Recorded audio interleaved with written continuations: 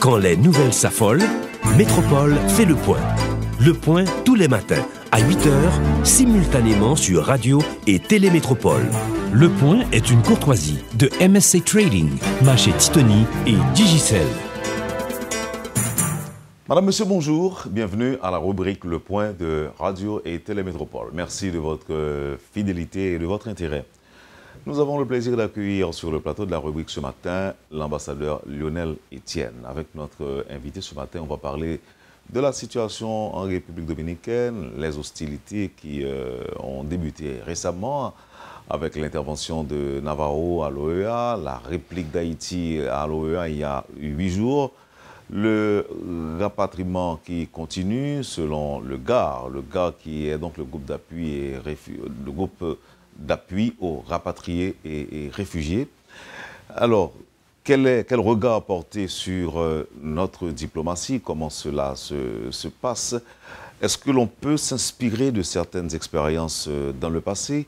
Notre invité était consul général dans les Antilles françaises. Monsieur Etienne, bonjour, merci d'accepter l'invitation de Métropole. Wendell, bonjour, bonjour à vos auditrices, à vos auditeurs. Et je suis très heureux d'être avec vous pour partager ce qui est, en ma qualité de citoyen, ce qui peut s'avérer être une référence à l'égard de ce qui est en train de se passer aujourd'hui entre la République dominicaine et la République d'Haïti.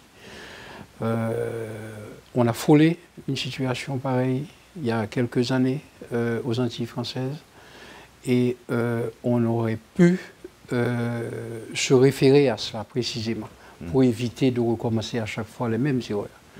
Mais là, Dieu merci, les choses, je crois, ont été traitées convenablement et ont pu éviter le pire. Donc il n'y a pas eu de situation similaire il y a eu, non, la situation est similaire dans la mesure où l'immigration haïtienne aux Antilles françaises est à plusieurs égards comparable à celle qui se trouve aujourd'hui en République dominicaine.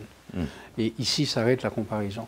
Mais prenons, si vous voulez bien, rapidement, faisons un bref résumé de la situation qui a prévalu aux Antilles françaises déjà à leur origine. Début des années 60, grosse grève dans l'industrie sucrière de la Guadeloupe. Les ouvriers agricoles, les coupeurs de canne guadeloupéens se mettent en grève.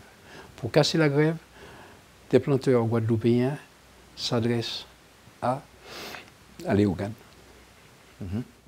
Il faut venir des Léoganais. Ils font venir des Léoganais. Petit à petit, la population haïtienne de la Guadeloupe a atteint le chiffre de 40 000 individus de la Guadeloupe et de ses dépendances. C'est un chiffre réaliste auquel on peut se fier. 40 000 sur 400 000 habitants, ça nous fait un pourcentage de 10% qui est un peu comparable à ce que l'on voit aujourd'hui en République dominicaine. On descend plus bas, toute proportion gardée. C'est certain, parce que là c'est difficile. On est en situation d'immigration illégale, il y a des chiffres qui sont vrais, qui sont discutables. Mais 40 000 pour la Guadeloupe, dans les années 80, paraît parfaitement réaliste, toute population haïtienne confondue. Au niveau de la Martinique, il y a beaucoup moins d'Haïtiens. On peut évaluer ça, la population à 3 500, 4 000 âmes, pas davantage. Descendons encore un peu plus bas maintenant. Fin des années 50, début des années 60, c'est un peu la course en pleine guerre froide, c'est un peu la course à l'espace. Et la France décide la construction de sa base spatiale de Koumou. Fait appel à la main-d'œuvre haïtienne, qui dans les années 80 finira par atteindre à peu près 35 000 âmes pour une population de 250 000 Guyanais. C'est là où on se rapproche véritablement des chiffres que nous connaissons avec la République dominicaine. 1982, la République d'Haïti inaugure son consulat général à Fort-de-France. Dans les mois qui suivent, on étend la juridiction du consulat de Fort-de-France à la Guadeloupe et à la Guyane. 1981, François Mitterrand est élu président. Dans les mois qui suivent, coup de théâtre. On ne s'attendait pas à ça de la part de la gauche française. La décision est prise d'exiger un visa d'entrée en France à une 60aine de pays, dont les pays de l'Amérique latine et quelques pays asiatiques, les pays de l'Amérique latine, dont Haïti. En Haïti, à ce moment-là, on s'est frotté les mains. On s'est frotté les mains parce qu'on s'est dit, voilà une situation idéale qui se présente pour nous. Sachons la saisir. Dans moins de 2 mois qui ont suivi la décision française, le gouvernement haïtien a réagi. Au nom de la réciprocité, il a exigé un visa à tous les ressortissants français devant se rendre en Haïti. La réaction a été forte. Et elle a surtout été à la hauteur de la décision française qui avait été prise. On ne s'attendait pas à cela. Et on n'était pas les seuls concernés d'ailleurs. Ce n'était pas seulement Haïti. Mais nous savions qu'il y avait un problème d'immigration qui devenait important aux Antilles françaises. Entre-temps, beaucoup d'institutions avaient gagné beaucoup d'argent là-dedans. Et la France a gagné énormément d'argent là-dedans. Beaucoup de trafiquants de différents niveaux ont aussi tiré leur épingle du jeu là-dedans. Ils ont profité de cette situation. Comme ça arrive dans tous les cas d'émigration clandestine. Et ça arrive à un moment donné, ça avait même atteint un niveau mafieux qui comprenait des Haïtiens, qui comprenait des ressortissants français et d'autres nationalités aussi. Donc, alors, revenons sur la réaction française qui était forte. La nôtre a été aussi forte que la française. D'un côté, ils exigent un visa. Et nous aussi, on a exigé un. On ne s'attendait. Il n'y a pas eu d'autres pays à le faire. On a été parmi les tout premiers. Après, d'autres réactions allaient suivre. Là, nous étions en quelle année? Nous sommes en 1982. 82, ok. Et personne ne s'attendait à une réaction de la part du gouvernement haïtien, qui en général se fait tout. Mollo. Exactement. Et au fond, l'idée, c'était quoi? S'il y avait un message important à faire passer, le message que nous voulons faire passer aux Français était le suivant. Nous assurons la surveillance de nos frontières, tant à la sortie qu'à l'entrée des gens. Et ce qu'on voulait vraiment, ce sur quoi on voulait insister, c'était faire comprendre, attention, nous allons aussi surveiller la sortie de nos ressortissants vers chez vous. Moins de 6 mois après la décision haïtienne, moins de 6 mois après, tout de suite le ministère haïtien des Affaires étrangères a organisé une rencontre à Paris avec le ministère des Affaires étrangères français et le ministère des Dom-Tom. Une mission haïtienne a été formée. En faisait partie le secrétaire d'État des Affaires sociales de l'époque, qui était Daniel Supplice, l'ambassadeur Supplice aujourd'hui. Le secrétaire d'État des Affaires étrangères, qui était M. Gabriel Ancion, et moi en ma qualité de consul général. Nous sommes tous les 3 montés à Paris et notre message aux Français a été le suivant. Le gouvernement haïtien est très préoccupé par le mouvement migratoire et il souhaite arriver à une solution d'entente avec vous. Nous avons déjà commencé à être beaucoup plus vigilants sur la sortie de nos ressortissants. On était placé pour le faire parce qu'effectivement, nous étions plus vigilants dans la sortie des gens. Il y a beaucoup de trafiquants aussi. Des gens ont fait fortune en Haïti là-dessus. Mais subitement, il y a eu cette réaction haïtienne, de cette volonté de rassurer l'interlocuteur français. L'essentiel, c'est que l'initiative a été haïtienne. Et ça, c'est ce qui a porté ses fruits. Les Français, immédiatement, ont accouru vers nous et sont allés dans notre sens. Les instructions ont été passées dans les 3 départements pour entamer la régulation de séjour de nos ressortissants simultanément dans les 3 départements. Mais dans la plupart des cas, dans l'immense majorité des cas, on se trouvait face à des citoyens, à des compatriotes qui avaient une fausse identité.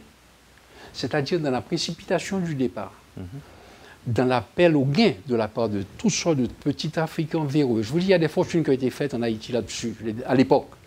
Mais il y a eu aussi une volonté évidente de la part de l'État haïtien de contrôler le mouvement. Et ceci a rassuré les Français. Et c'est ce que nous recherchons. Et à partir de ce moment-là, effectivement, la situation a changé radicalement. Ont été impliqués là-dessus naturellement les archives, ont été impliqués là-dessus l'immigration, et on a commencé à émettre des titres de séjour. On était arrivé à ce point qui était absolument extraordinaire, hein, où des gens venaient au consulat et s'adressaient directement au consul général que j'étais, pour le dire au consulat de Djoumaï. On ne pas fait du temps, non. M'entrer ici dans sous-business. On connaît le mouvement qu'a fait là pour régulariser, tant pris, ouais, qui j'en ai fait. Mais monsieur, pas de problème. Dégage-vous. Consulat lui-même, la preuve avec archives, la preuve ministère des Affaires étrangères pour l'émission d'un acte de naissance, on va venir avec 2 témoins et à fond le passeport. Et c'est comme ça que les choses ont été faites. Donc là, c'est clair qu'il y a effectivement une grande similitude ou encore ressemblance entre ça. C'est pourquoi je crois qu'il y a effectivement une similitude entre les 2 situations, avec cette énorme différence. Et c'est là où les Dominicains se sont révélés astucieux, ou même carrément malins. Ils ont pris l'initiative et ils ont compris que celui qui prenait l'initiative allait s'attirer le privilège d'une solution qui lui serait favorable. La malice là-dedans aussi, c'est que malheureusement, il faut le dire, ils ont choisi peut-être un moment où nous étions les plus faibles. Faibles parce qu'une situation économique qui est difficile aujourd'hui, à la veille d'élections aussi aujourd'hui. Et fort de tout cela, ils ont profité pour mettre le paquet. Mais je crois que ça ne nous empêche pas non plus de réagir en fonction de ces mêmes données-là. Concrètement, quand on voit, on fait face à quelle situation aujourd'hui? Apparemment, les autorités haïtiennes mettent l'accent sur la dignité de l'accueil, qui est déclarée comme prioritaire. Mais ce n'est pas forcément la seule priorité. Il y a une autre priorité qui, celle-là, est carrément négligée, voire même ignorée. C'est de rassurer tout simplement les Dominicains. Les Dominicains demandent quelque part à être rassurés, mais il n'y a pas que les Dominicains. Est-ce qu'il n'est pas trop tard? Non, il n'est pas trop tard. Il n'est certainement pas trop tard. Mais je crois que le moment est peut-être arrivé pour s'imposer, tout simplement. Mais il y a déjà envoyer des signaux forts, des signaux exprimant la volonté de l'État haïtien. Il faut mettre l'État, il faut ramener l'État haïtien au centre du débat aujourd'hui. C'est certainement ce qui fait défaut, ce qui n'est pas le cas. Mais s'il y a des motivations non avouées de la part des autorités dominicaines?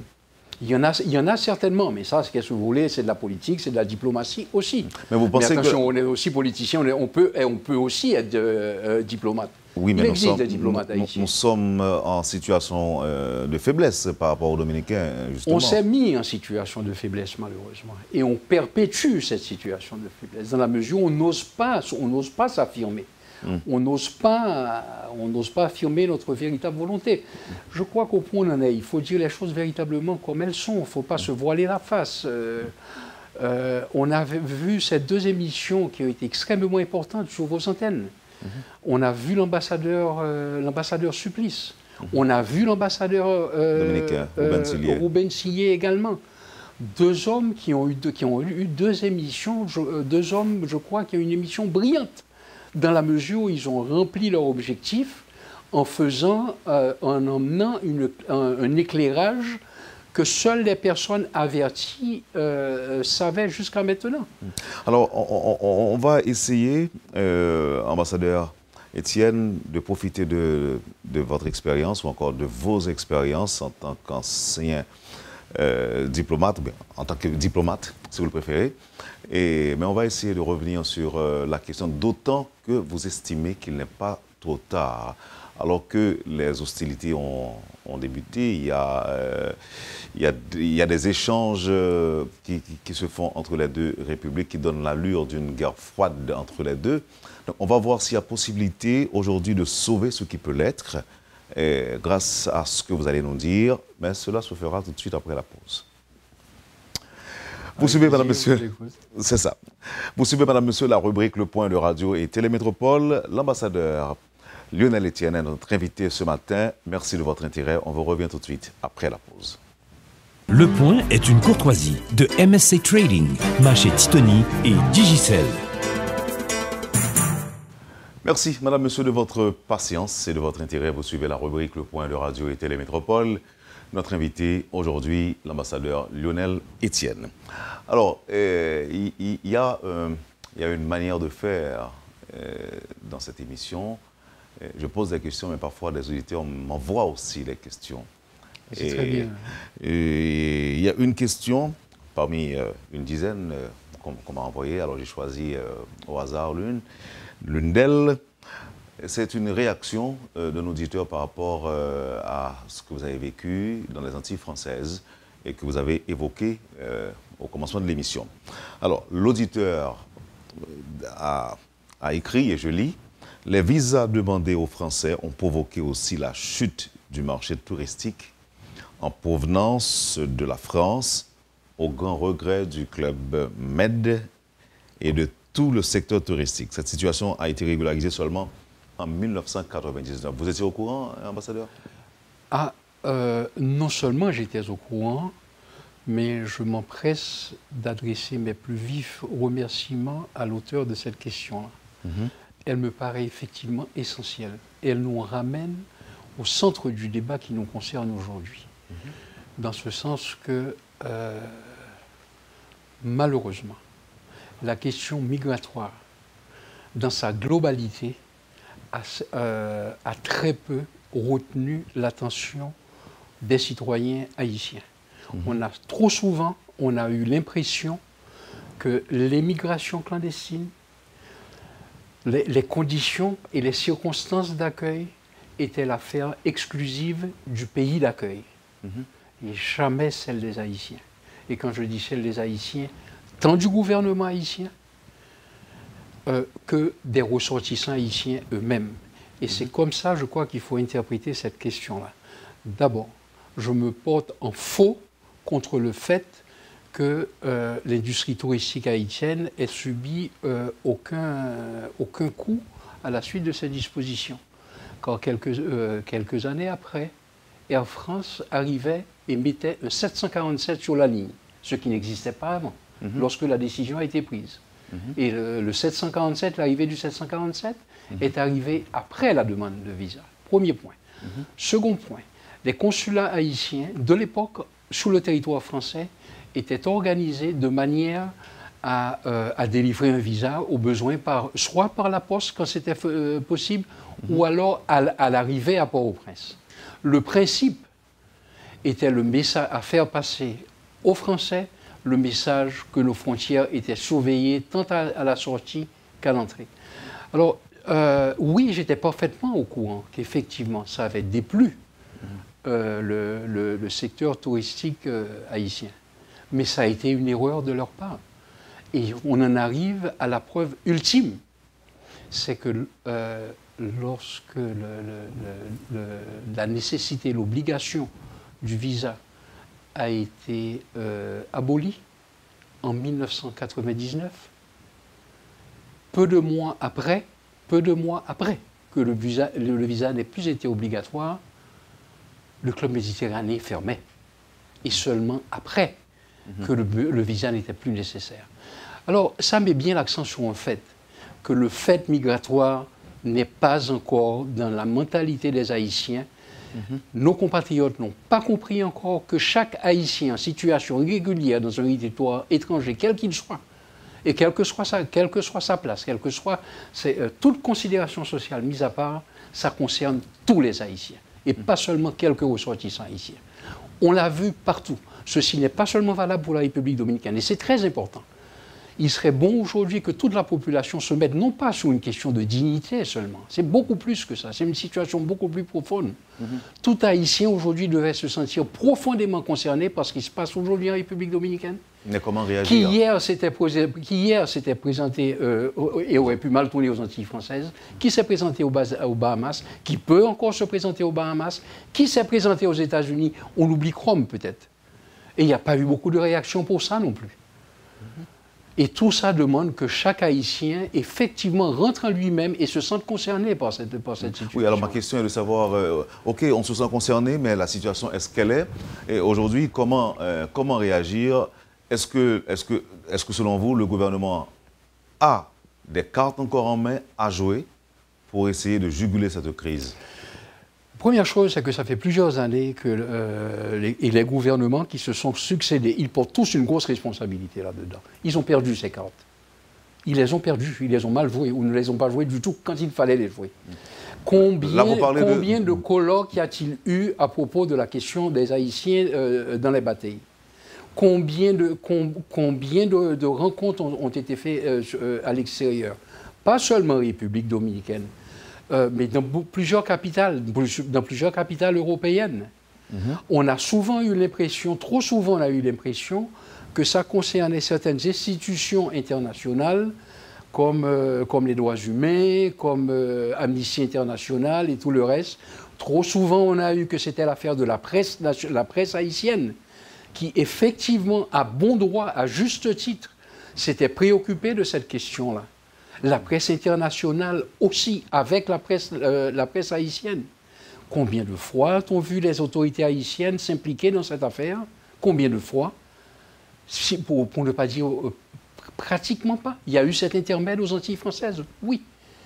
Et si les Français ont attendu qu'une initiative, et c'est ce qui a fait la force de notre situation à l'époque, c'est que l'initiative est partie de chez nous. Les Américains aussi l'ont attendu. Et ils seraient tout à fait prêts à nous tendre la main pour apporter une solution à cela. Donc aujourd'hui, et on peut encore le faire avec les Dominicains. Aujourd'hui, selon vous, oui, mais il faut s'approprier cette situation. Comment, mais qu'est-ce qu'Haïti peut envoyer comme message Qu'elle rassure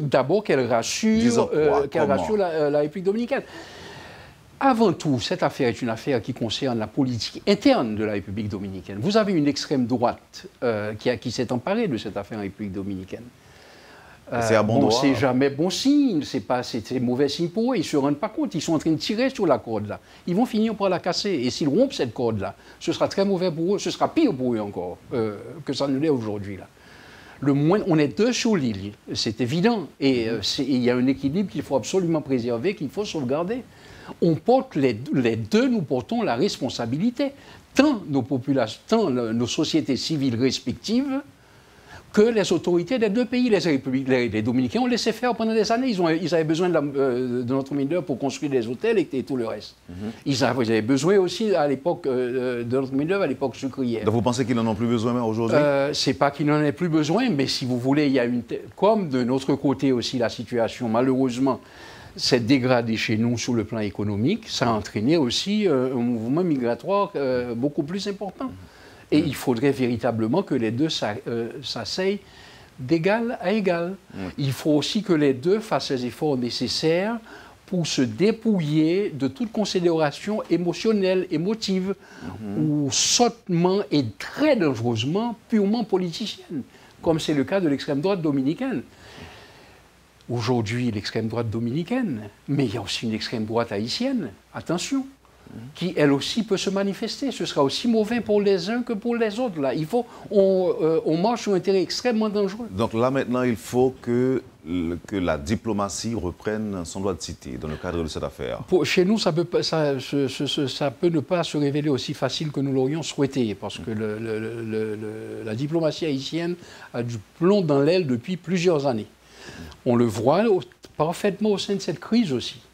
Ça fait plusieurs années qu'il y a une dégradation de la situation au niveau des affaires étrangères, oui.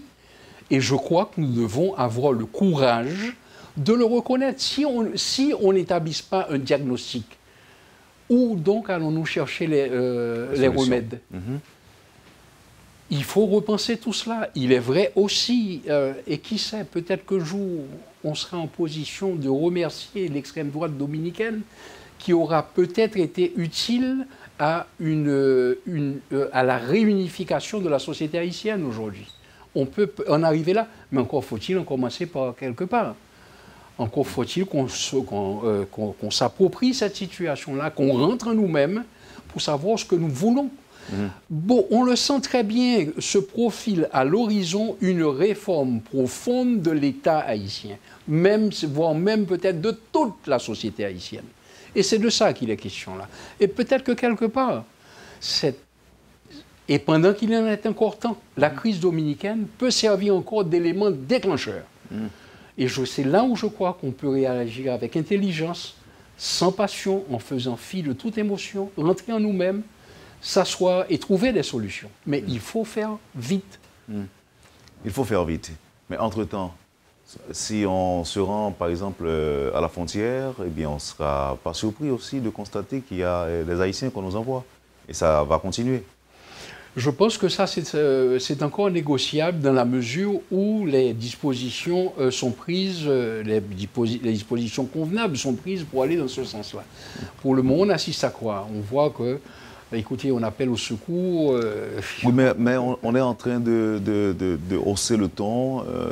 C'est pas une bonne chose, c'est dangereux. Les Dominicains étaient donc à l'OEA il y a 8 jours pour dénoncer l'irresponsabilité des Haïtiens, pour souligner ou encore parler des crises qui affectent le pays, crise politique, crise économique, l'instabilité. Eux pensent qu'ils sont aussi touchés par nos problèmes. Et donc il y a des écarts de langage. Donc vous pensez encore, si on va à la table, on va facilement trouver une solution? Je crois que si on veut, on peut se montrer encore beaucoup plus intelligent. Si on peut, en faisant quoi? Ou en disant si quoi? on peut même exciter les Dominicains davantage pour qu'ils aillent plus loin dans leurs excès, pendant que nous, on agisse de manière beaucoup plus intelligente et beaucoup plus ferme surtout. Et je crois qu'il y a des ressources... Mais comment se montrer ferme, M. Etienne? Comment se montrer ferme? Se montrer intelligent, peut-être que oui, mais la fermeté, je me pose certaines questions à savoir où est sa place quand d'abord nous sommes plus faibles, à quelques niveaux. D'abord, je crois qu'il faut arrêter de dire que nous sommes plus faibles, mais commencer peut-être par trouver les moyens pour se renforcer. Oui, mais on peut le faire, et de toute façon, ces moyens vont venir. Oui, mais à moyen terme, mais pas à court terme, monsieur l'ambassadeur. Voilà, le Dominicain, pour le moment, joue sur les deux tableaux. Il joue sur le moyen terme, et il joue aussi sur l'immédiat. Sur le moyen terme, on peut prendre les commandes encore, je crois. Il nous appartient de prendre les commandes, sur le moyen terme, oui, en leur faisant comprendre... Oui, mais sur le court terme, maintenant, ce sont les Haïtiens qui sont dans la frontière. Sur le court terme, écoutez, jouer à la fois sur ce qui va se passer dans quelques mois, pour leur faire comprendre que ce qui se passera dans quelques mois dépend des dispositions qui leur appartiennent à eux de prendre aujourd'hui. C'est-à-dire vraiment d'aller mollo et de lever le pied sur l'accélérateur. En 2 semaines. Maintenant, il y a aussi une autre chose. Je ne pense pas que ce soit bon d'alerter toute la communauté internationale comme c'est fait là. En revanche, je crois que ce qui est important, c'est que peut-être qu'il serait une bonne chose que nous prenions l'initiative de réunir les différents pays qui sont concernés par l'immigration haïtienne. C'est-à-dire aborder l'immigration haïtienne dans sa globalité. Ces pays ne sont pas nombreux.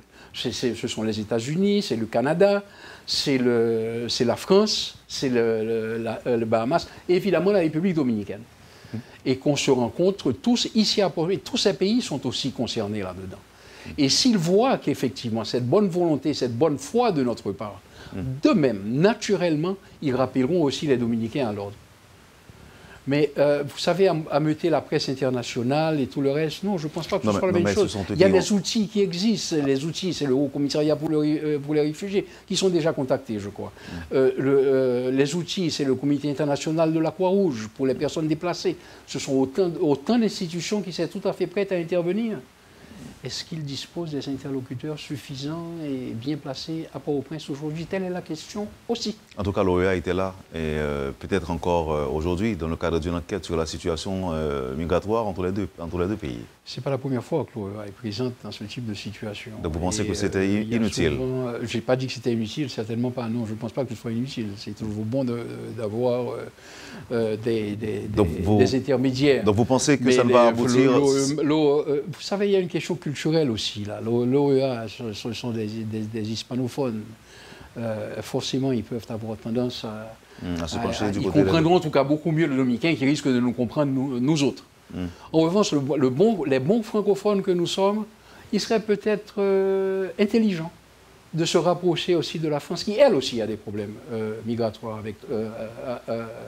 et qui a traversé des moments difficiles aussi avec nous, de se rapprocher d'eux. Mais certainement, je crois, d'envoyer un signal fort aujourd'hui à tous les pays d'accueil pour leur faire comprendre maintenant, on se rend bien compte du signal qui nous a été envoyé, nous reprenons les choses en main, on remet l'État haïtien à sa place, on remet l'État haïtien où il faut, où il doit se positionner pour solutionner ces problèmes-là. Alors, ce que je voulais vous faire comprendre, monsieur l'ambassadeur, c'est qu'il y a eu des déclarations qui ont été faites en Haïti de la part des autorités haïtiennes. Et en ce qui concerne le rapatriement annoncé. Et le chancelier dominicain, M. Navarro, est monté au créneau à l'OEA il y a exactement 8 jours pour dénoncer, pour critiquer les Haïtiens.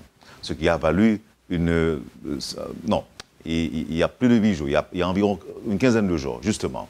Et ce qui a valu une autre intervention d'Haïti à l'OEA, au Conseil permanent de l'OEA, pour essayer de faire comprendre au monde entier que eux, en Haïti, ce qu'ils demandent, c'est un retour à la table des discussions pour pouvoir obtenir un protocole sur le rapatriement annoncé.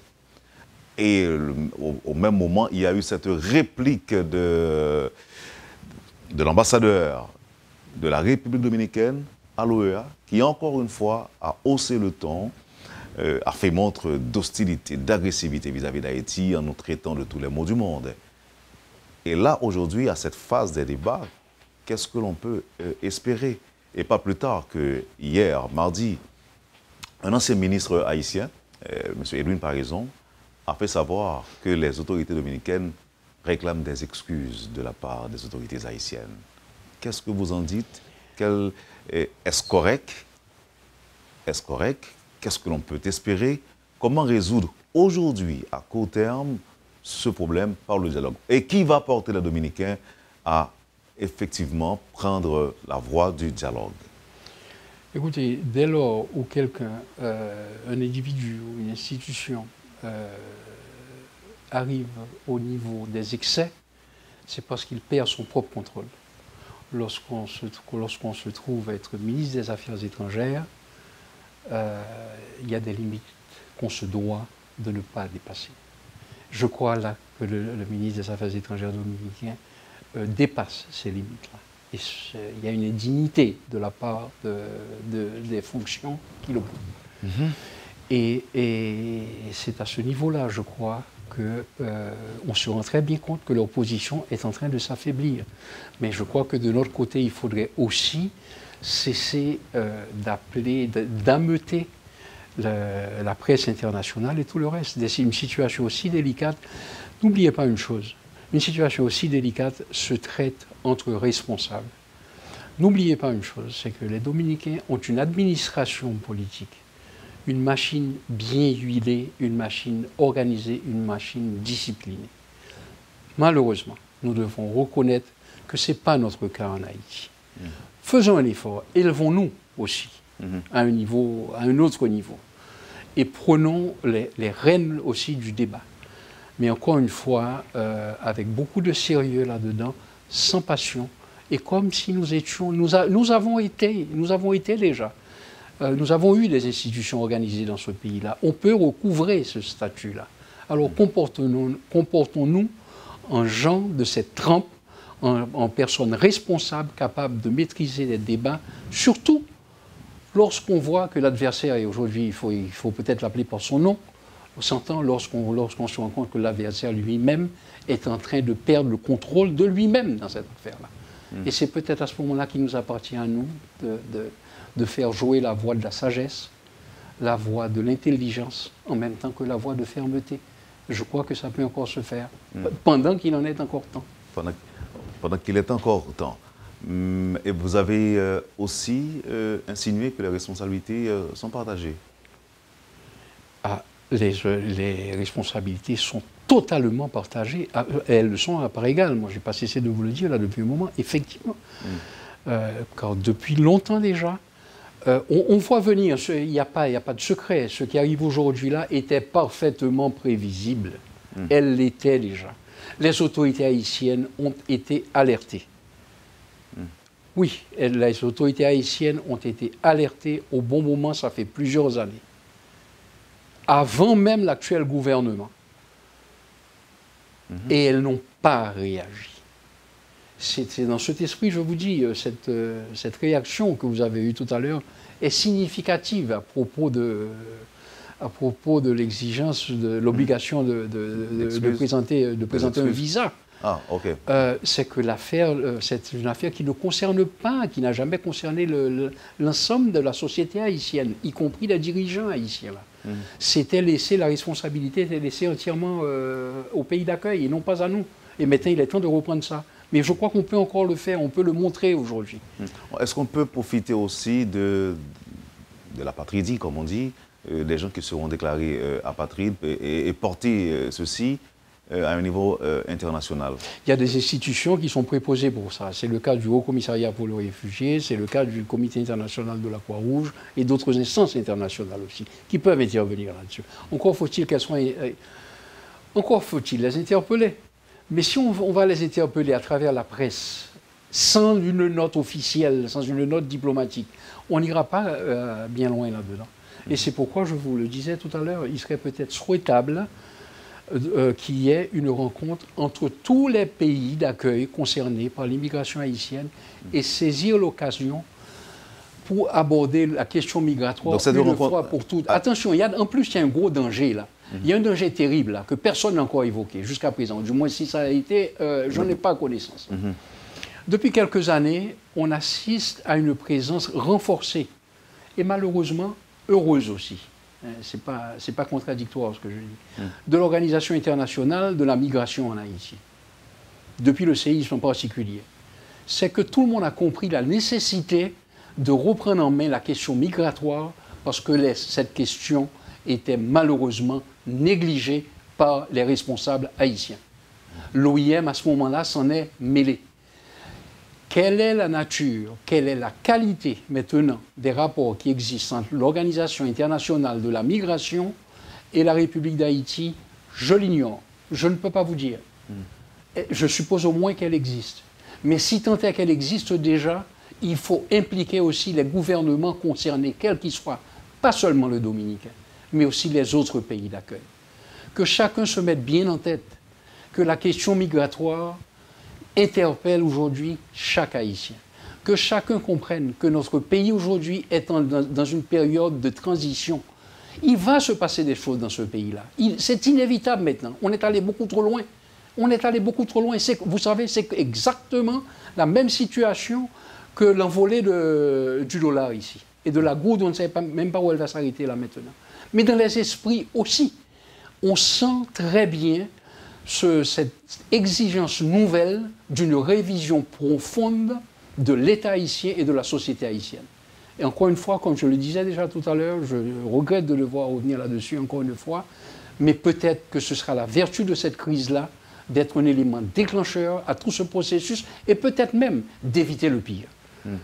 Essayons de résoudre ça encore par la raison avant de le faire par d'autres moyens. Et je crois que c'est encore jouable aujourd'hui. Mais qu'on se ressaisisse tous. Et c'est aux autorités de donner le ton. Et à la société civile. Oui, et à la société, qu'on arrête de se mentir à soi-même. Qu'on arrête de dire qu'Haïti is ready for business. Ce n'est pas vrai du tout. Jamais on a été aussi éloigné que cela. Et oui, on trouve un ministre qui a fait 2 ministres, peut-être 3 ministres, qui ont fait des choses qui sortent de l'ordinaire. Mais on peut aussi redouter que ces actions extraordinaires ne durent que l'espace du ministère de ces 2 ou 3 personnes. On ne voit pas encore une prise en main globale de toute cette situation-là. Et c'est tout ce qui est en train de se jouer là. Et je pense qu'effectivement, en impliquant plus intelligemment maintenant l'ensemble des gouvernements avec lesquels nous traitons, sur place à Port-au-Prince, et pas dans les instances internationales, comme on le fait non plus là, mais leur faire comprendre maintenant, on reprend les choses en main. Et même à la veille des élections. Ou encore nous sommes préoccupés. Et nous voulons résoudre le problème. Il faut dépasser le stade de la seule préoccupation maintenant et arriver au niveau de proposition. Et vous pensez je crois qu'on en a la capacité, encore en sollicitant les gens, en discutant, en faisant parler les gens, comme vous êtes en train de le faire avec moi là. Alors, je ne suis pas dérangé pour vous parler ouvertement, j'aurais pu aller beaucoup plus loin. Oui, j'ai remarqué. Jusque-là, ça va. Donc dans le cadre de cette rencontre, il faut encore penser à inviter la République dominicaine aussi. Oui, absolument. Oui, évidemment, et même les premiers. Ou alors les inviter à part égale, comme les autres et aussi. Et si la République dominicaine décline peut-être que ça les calmera énormément. Ça peut les calmer aussi, d'ailleurs. Incontestablement que ça va les calmer aussi. Non, il ne faut surtout pas les éviter. Ils sont partie prenante comme les autres et comme nous, mais nous sommes les plus concernés. Donc là, vous avez dit que les pays concernés par la migration tous haïtienne. Les pays, dans leur ensemble. Oui, ils ne sont pas nombreux. Les États-Unis, le Canada, la France, les Bahamas, Turks and Caicos. Les pays de la CARICOM aussi. Ils sont un peu moins concernés, mais là encore, on tombe dans un autre circuit, le circuit de la CARICOM. Vous savez, ils sont anglophones. Mais par contre, ils nous ont déjà montré dans d'autres circonstances qu'ils ne comprenaient pas tout à fait nos problèmes, d'ailleurs. Mais ça, c'est encore une autre affaire. Mais en tout cas, les pays qui sont directement concernés aujourd'hui, le Brésil, par exemple. Ça commence avec le Brésil, et comment ça a commencé par le Brésil? Parce que les autres portes ont été fermées aussi, justement. Et quand je parlais de l'OIM tout à l'heure, et je disais heureusement que l'OIM est là également. Parce que la plupart des portes nous sont fermées aujourd'hui. Il faut faire très attention. Ce n'est pas seulement la République dominicaine qui ferme ses portes. Les Bahamas aussi ont fermé leurs portes. Les États-Unis, c'est presque hermétique. Le Canada aussi, d'ailleurs. Et ça risque de continuer de la même manière. Sauf si on s'apprête à réagir. Mais attention, la question migratoire, il faut le reconnaître aujourd'hui. Il faut avoir le courage de l'admettre.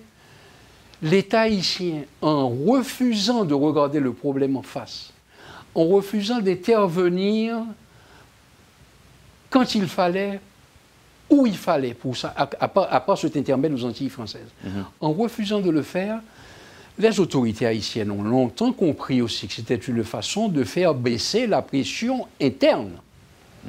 Entre la poussée démographique aujourd'hui et le fait que cet exutoire que représentait la question migratoire, cet exutoire est en train de se resserrer, je ne sais pas si vous réalisez vraiment à quel point l'ébullition est en train de monter à l'intérieur des frontières aussi, là.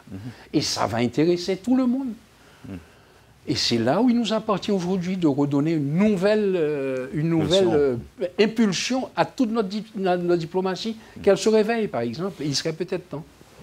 Donc, nous n'avons pas besoin de demander protocole encore. Protocole là, oui, mais il y a l'autre bagage qui est plus important pour le faire. On va tout demander action, là. Action intelligence, action de sagesse, action de bonne volonté, action que nous parle un temps pris souplé. Action que nous camper qu'on y a. Nous sommes un peuple debout. Et il ne faut pas se méprendre non plus. On laisse les pressions, effectivement, vous savez, d'une léthargie. Mais je crois qu'il faut se méfier énormément. Chacun sait que nous sommes un peuple imprévisible et je crois que c'est le moment, effectivement, de se réveiller et de prendre nos responsabilités tous. Merci infiniment, monsieur l'ambassadeur. Ça a été un plaisir, une nouvelle fois, d'être avec vous. Plaisir partagé, ambassadeur Lionel Etienne. J'espère qu'on pourra à l'avenir se parler, mais pas exactement de cette situation, peut-être de la diplomatie en général, et des relations d'Haïti avec les autres pays. Et si d'aventure, il y a complications. Espérons que tout cela se sera largement amélioré d'ici là. Merci encore une fois. Vous avez suivi, madame, monsieur, la rubrique Le Point de Radio et Télémétropole. L'ambassadeur Lionel Etienne, ancien consul général au niveau des Antilles françaises et ancien ambassadeur d'Haïti à Paris également, était notre invité ce matin. Merci de nous avoir accueillis chez vous. Passez une bonne journée avec Métropole et à demain. Merci. Quand les nouvelles s'affolent, Métropole fait le point. Le point tous les matins à 8h, simultanément sur Radio et Télémétropole. Le Point est une courtoisie de MSC Trading, Maché Titoni et Digicel.